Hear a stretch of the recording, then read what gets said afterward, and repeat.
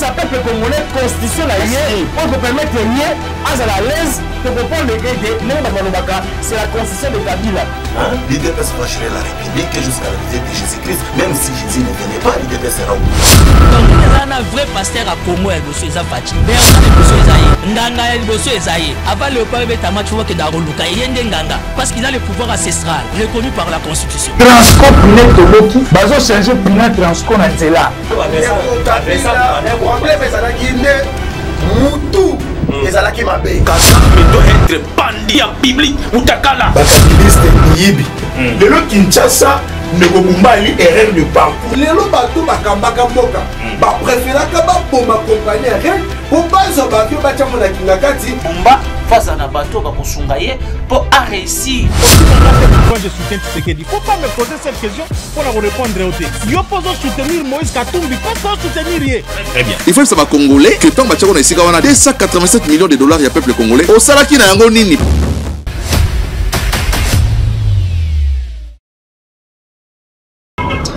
Merci beaucoup à tous les spectateurs Bana Congo depuis partout dans le monde. Nous avons été à la Bissau. Nous sommes en direct depuis Kinshasa, capitale Yeko, le Congo démocratique. La possibilité dans ma compatriote congolais, nous sommes à la Bissau. Les lots aux Bongo lundi le 23 juin 2025. Amis téléspectateurs, une fois de plus, merci. Ma confiance, nous avons fait ça dans la première chaîne numérique professionnelle. Je cite Masola Congo Télévision. Merci. Dans ma compatriote congolais, nous sommes à la Bissau, Banda, il y a capitale Yeko, le Congo démocratique. Toujours scotché branché pour la Rolanda télévision. Il y a des informations, la télévision a des informations. Merci les sources, on a des collaborateurs, nous sommes à Masola Congo Télévision, Katanga, Kolwezi, Kinshasa, Congo Central, pourquoi pas Belgique, Bruxelles, deux partout dans le monde. On a possible, merci. Nathan Nzambo a allé mettre à temps la circonstance, a possible ce souffle de vie, amis téléspectateurs, on a allé en forme. La télé, ça dit, Bino était, Tokozonga, Tang Moussou et Bembe, Tokozonga, Tang Moussou, Santé Rosamala, mais je pense que nous avons des principes. Nous avons des règles, nous avons des injonctions au Yotoba qui étaient c'est mieux qu'on puisse en avoir travaillé autour de la Masola Congo Télévision. Je suis de retour amis téléspectateurs, nous sommes là pour décortiquer l'actualité d'une manière générale. Nazoui Kinshasa n'a coutume l'actualité, ça qu'on n'a pas comme possible amis téléspectateurs, mais je pense que nous avons aussi ça vient sauter dans le Okinabuno molo pour la recevoir. Mais matali même fuite à Joseph Kabila Kabange, même si nous avons un dossier à Congo, nous avons un dossier à Kosakanate, dossier à justice. Nous avons un dossier parce que nous avons ce que j'ai chance, il y a ma responsabilité à l'État congolais et c'est même que ça la comme il se doit. Nous avons un dossier à ma détracteur mieux sur la République. Au Bazali n'a posé comme ministre de l'Affaires sociales, Action humanitaire, solidarité nationale. Je cite ici Maman Abantoubou, la reine d'équipe Oshimamo, Nathalie Azizamounana, Moïse Mouyassé Azoli, l'homme de bordure, l'homme de vérité. Et je pense que nous allons dire de vérité. S'il faut même citer Bato Bazali Kouboumbissa.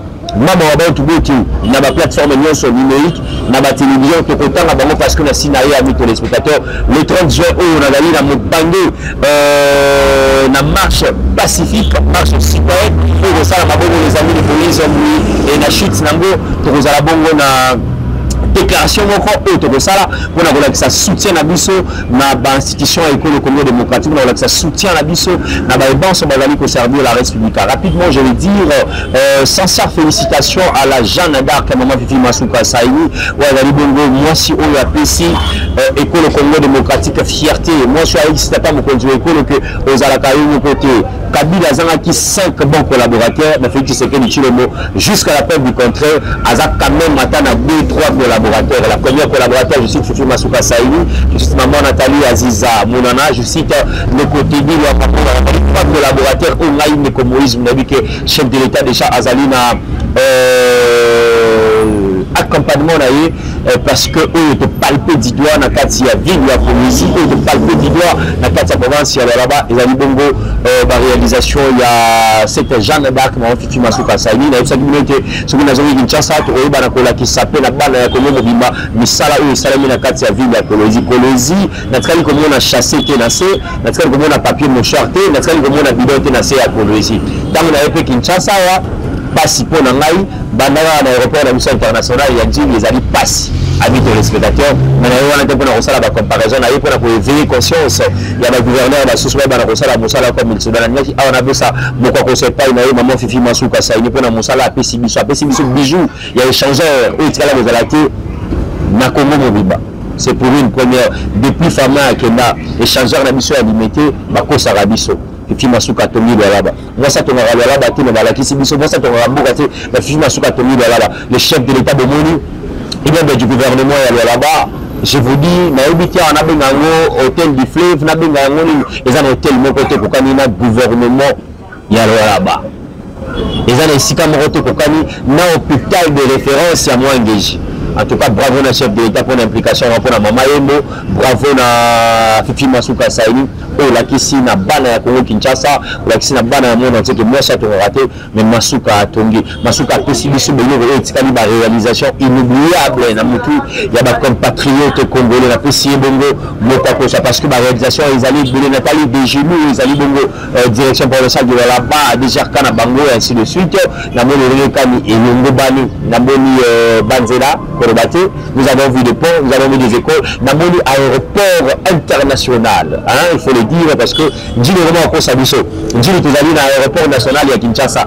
Nous avons un aéroport international parce que même la passerelle, si vous êtes dans la salle d'attente, on met la passerelle, maman, on a l'ibandate. On continue la passerelle, on continue l'avion. Fifi Masuka Saini, bravo, ceux qui ont travaillé pour l'intérêt général de la population congolaise. Je pense qu'à mon côté, elle a bien entouré, elle a bongo, na moto na baki na kotanga pe commotion na zongia, elle a directeur provincial, il y a cybercriminalité, il y a province à Michel, alors là, je cite moi na Congo, Trésor Mahamba, bravo na Open Moussala, et là il n'a pas le du doigt, il y a là la sécurité bien assurée, le braquage, on a vu na Moussika, on a là ils ont la police, ils ont bravo Fifi Masuka, bravo la ministre de la mission intérieure provinciale là-bas, bravo la Trésor Mahamba, le directeur provincial, il y a antifraude dans la province, j'ai senti la sécurité. Province wana bato balala baza discipliné 20h au moins na kutu mwana libanda te au moins la taxi kataka déjà musala na bango ba 19h 20h mais 5h baza déjà au travail ba ko sala musala tout ça je me suis posé des questions